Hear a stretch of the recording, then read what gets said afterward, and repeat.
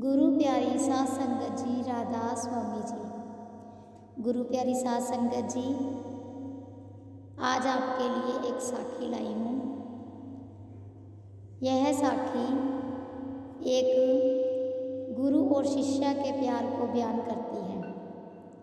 गुरु प्यारी साध संगत जी, अगर ये साखी आपको अच्छी लगे तो हमारे चैनल को सब्सक्राइब जरूर कीजिएगा।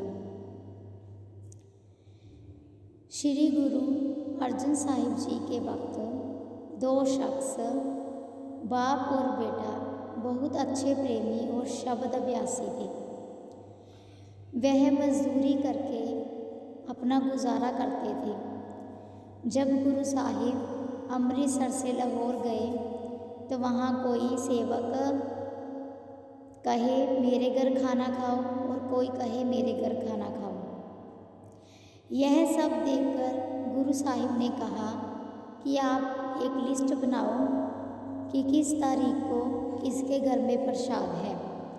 यह बात सुनकर सामन और मुसन, जो कि एक और बाप और एक बेटा था, उनको भी बहुत चाह हुआ कि हम भी अपने घर में प्रसाद बनाएं। खर्च को पूरा करने के लिए और मजदूरी कर लेंगे, सो उन्होंने भी लिस्ट में अपना नाम लिखवा दिया। जब उनका प्रसाद करवाने का दिन नज़दीक आया तो वे दोनों ही बीमार हो गए। जो भी पैसे कमाए थे वह सब दवाइयों में और खाने पीने में लग गए, जबकि प्रसाद तो अगले दिन ही करवाना था। लंगर बनाने वालों का काम होता है, जो काम सुबह करना हो वो रात को ही बर्तन और बाकी सामान तैयार कर लेते हैं। सो रात को लांगरी आए और बोला, भाई जी सुबह आपके घर प्रसाद है। अब उनके पास कोई चीज़ तैयार ही नहीं थी। आपस में सलाह करते हैं कि अब क्या करें। आखिर एक फैसला लिया कि चोरी करके इस ज़रूरत को पूरा किया जाए, बाद में इतने पैसे कमाकर वापस कर देंगे। हमें सतगुरु की सेवा जरूर करनी चाहिए। अगर प्रसाद ना बनाया तो गुरु साहिब क्या कहेंगे। यह सोचकर उन्होंने लांगरी को बोला, अब तो नहीं, लेकिन सूरज निकलने से पहले सारा सामान जरूर ले आएंगे। लांगरी चले गए। उनकी गली में शाहूकार की एक दुकान थी। रात को उन्होंने दीवार पर इतना ही छेद किया जहाँ से वह निकल सके।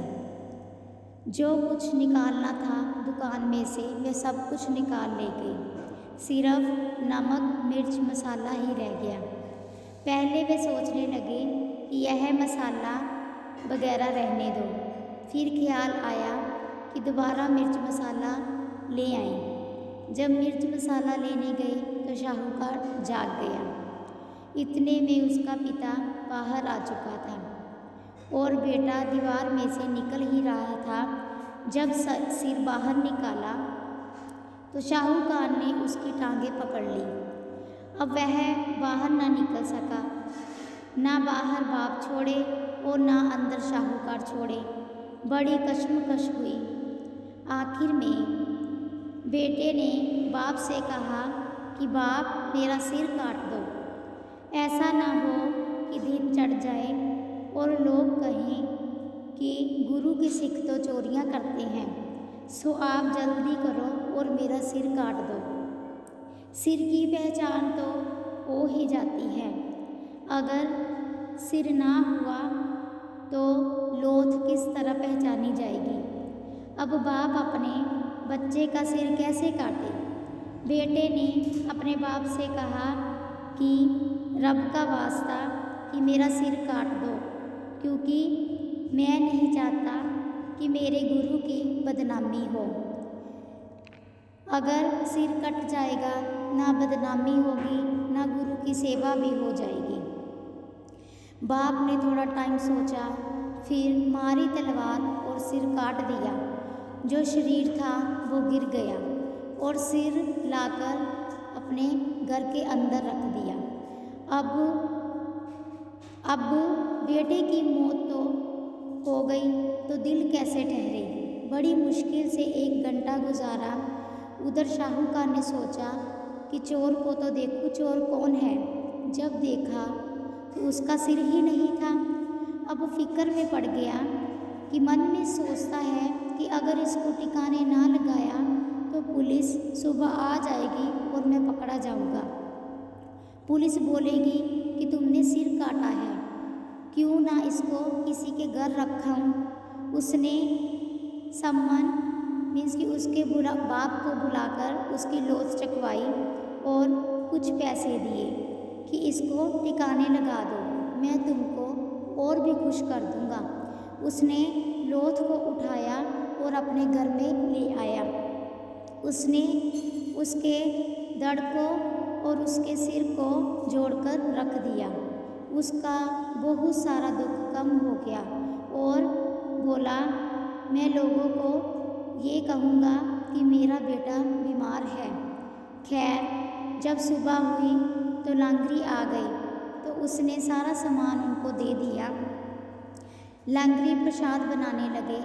जब प्रसाद तैयार हो गया तो गुरु साहिब जी आए और कहने लगे, सम्मन मुसन को बुलाओ।